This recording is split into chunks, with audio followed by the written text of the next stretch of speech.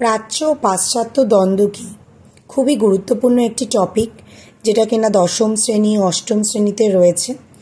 এবং দশম শ্রেণীর ছাত্রছাত্রীরা যদি এটা পড়ো বা লেখো, আশা করি 4 পাবে।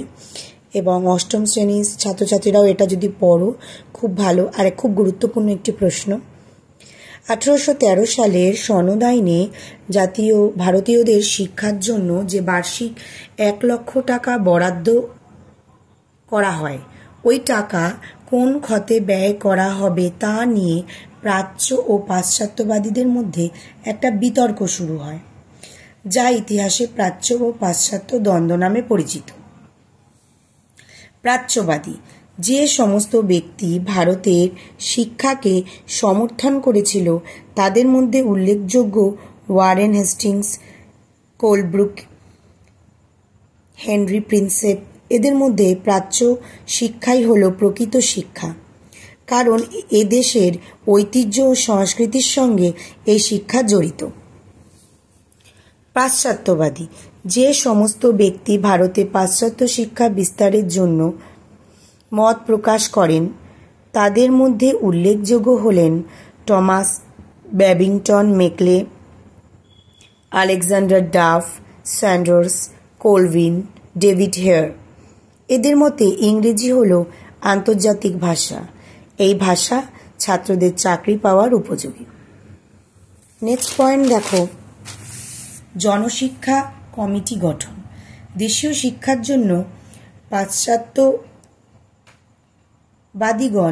এবং ইংরেজি শিক্ষার জন্য দেশীয় শিক্ষার জন্য প্রাচ্যবাদীগণ এবং ইংরেজি শিক্ষার জন্য পাশ্চাত্যবাদীগণ এই টাকা দাবি করে। যে দ্বন্দ্বের সৃষ্টি হয় তা ইতিহাসে প্রাচ্য ও পাশ্চাত্যবাদী দ্বন্দ্ব নামে পরিচিত। এই অবস্থায় শিক্ষা খাতে অর্থ ব্যয় বন্ধ করে দেয় এবং এই ব্যাপারে সিদ্ধান্ত গ্রহণের দায়িত্ব একটি কমিটির উপর দেওয়া হয়, যার নাম general committee of public instruction. রাজা রামমোহনের স্মারকলিপি। প্রাচ্য ও পাশ্চাত্য দ্বন্দ্বের পরিপ্রেক্ষিতে সরকারের বরাদ্দ 1 লক্ষ টাকার একটি সাংস্কৃতিক কলেজ প্রতিষ্ঠায় উদ্যোগী হলে রাজা রামমোহন রায় বড়লাট লর্ড আমহার্স্টকে একটি পত্র লেখেন। এতে সংস্কৃত শিক্ষার পরিবর্তে ইংরেজি শিক্ষা চালু করার কথা বলেন। Macaulay minute. 1835 খ্রিস্টাব্দে উইলিয়াম বেন্টিংয়ের আইনসচিব টমাস ব্যাবিংটন মেকলে একটি বিখ্যাত প্রস্তাব পেশ করেন, যা ইতিহাসে মেকলে মিনিট নামে পরিচিত। এতে বলা হয়,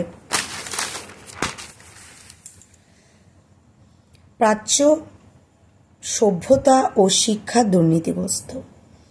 পাশ্চাত্য শিক্ষা হল বৈজ্ঞানিক ও যুক্তি নির্ভর। শিক্ষা বিস্তারের জন্য ক্রমনিম্ন পরিশ্রুত নীতি গ্রহণ করা উচিত। মূল্যায়ন। সুতরাং পাশ্চাত্য শিক্ষা বিস্তারের ফলে ভারতীয়দের মধ্যে আধুনিক জ্ঞান লাভের প্রদীপ জ্বলে উঠেছিল। এই শিক্ষা উচ্চবিত্ত সম্প্রদায় থেকে মধ্যবিত্ত ও নিম্নবিত্তদের মধ্যে ছড়িয়ে পড়েছিল।